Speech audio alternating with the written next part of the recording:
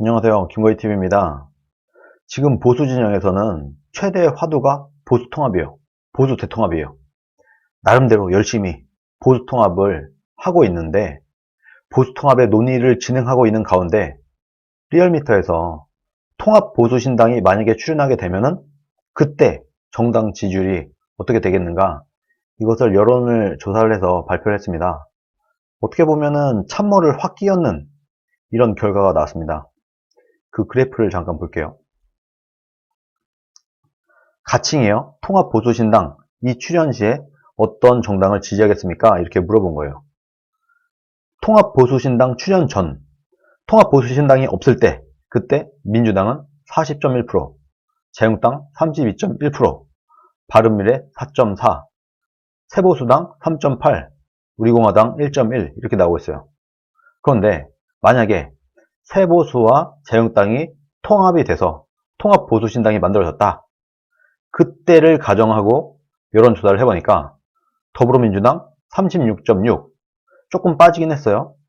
그런데 통합보수신당이 25.1%, 지금 자유한국당 지지율만도 안 나옵니다. 세보수는 없어지는 거죠. 자유한국당도 없어지고 이 둘이 합쳐서 통합보수신당을 만들었을 때 오히려 지금 자유한국당의 지지율보다 더 빠진다. 이런 결과가 나오고 있습니다.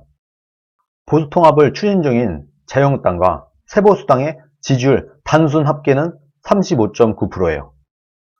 이들이 통합할 경우에는 25.1%.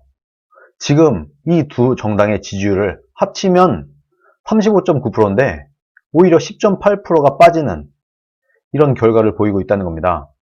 민주당의 지지율 같은 경우도 보수통합의 여파로 인해서 지지율이 약간 하락하긴 하지만 이 폭은 한국당에 비해서는 훨씬 적다, 이렇게 나타나고 있어요.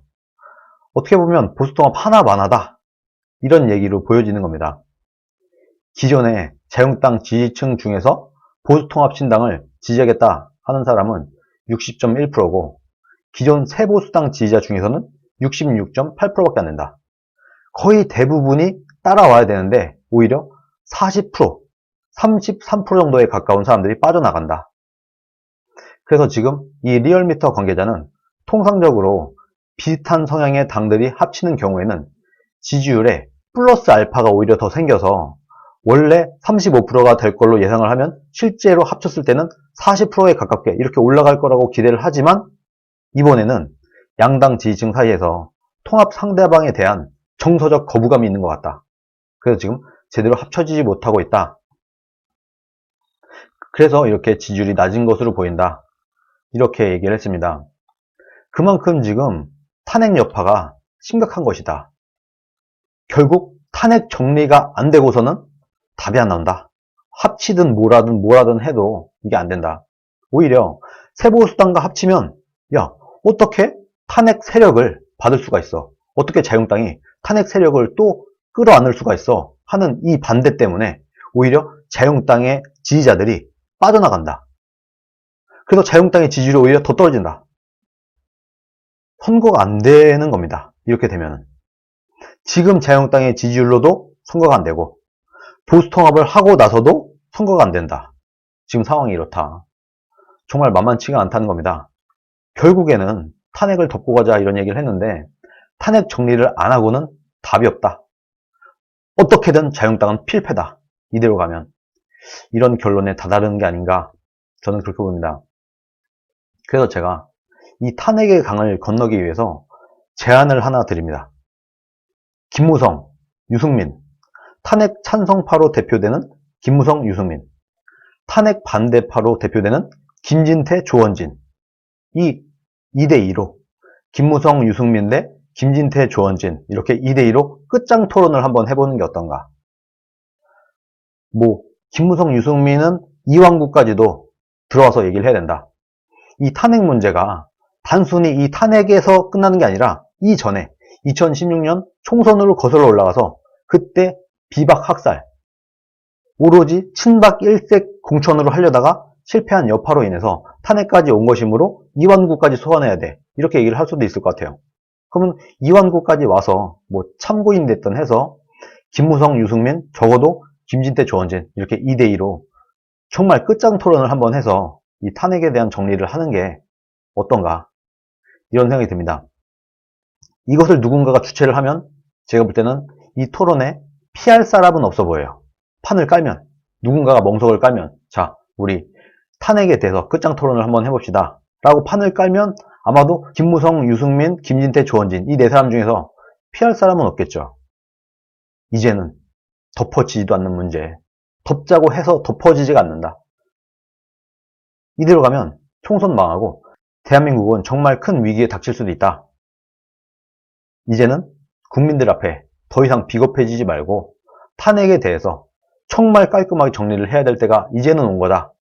저는 그렇게 봅니다. 이 토론이 잘잘못을 따져서 네가 잘했네, 내가 못했네 이렇게 자꾸 서로를 비판하고 비방하고 이런 토론이 되면은 어떻게 보면 하나만화가 될 수도 있어요. 그러다가 또 박터지게 싸워서 그냥 갈라져서 또 선거를 말아먹을 수도 있으니까 이런 식으로 하려고 하지 말고 우리가 서로 상대를 이해해 보겠다. 나는 상대방을, 상대방은 나를, 서로가 서로를 이해해 보겠다라는 생각을 갖고 토론을 하면, 아, 그때 넌 그렇게 생각했어? 난 이렇게 생각했는데, 이렇게 서로를 한번 이해해 보겠다 이런 입장으로 토론을 하게 되면, 그러면 그래도 긍정적으로 탄핵이 정리가 될 수도 있지 않나, 저는 그렇게 봅니다. 물론 나라를 이 지경까지 만들었으므로 그 탄핵에 대한 책임을 서로 피할 수는 없어요. 그것 때문에 김무성 의원이 총선 불출마 선언을 한 거 아니겠습니까? 그래서 어떻든 간에 탄핵을 찬성했던 반대했던 어떻든 간에 뭔가 책임질 사람은 책임을 져야 되는 것을 제가 그들에게 면죄부를 주자 이런 얘기는 아니에요. 그러나 이 탄핵에 대한 명백한 정리는 필요하다. 그 결과로서 이런 지지율이 나온 게 아닌가, 저는 그렇게 봅니다. 도저히 답이 없다. 탄핵을 정리하지 않고는 도저히 답이 없다. 제가 누누이 말했는데 그 결과가 오늘 나온 거다, 그렇게 봅니다. 국민들은 더 이상 비겁한 정치는 안 된다, 이렇게 얘기를 한 거라고 보여져요. 그래서 저는 다시 한번 김무성, 유승민 대 조원진, 김진태 2대2 끝장 토론을 한번 해보는 게 어떤가. 그렇게 해서 진짜 어설프게 말고 확실하게 탄핵의 강을 건너자, 이렇게 제안을 드리고 싶네요. 여러분들의 생각은 어떻습니까? 오늘 여기까지 하겠습니다. 감사합니다.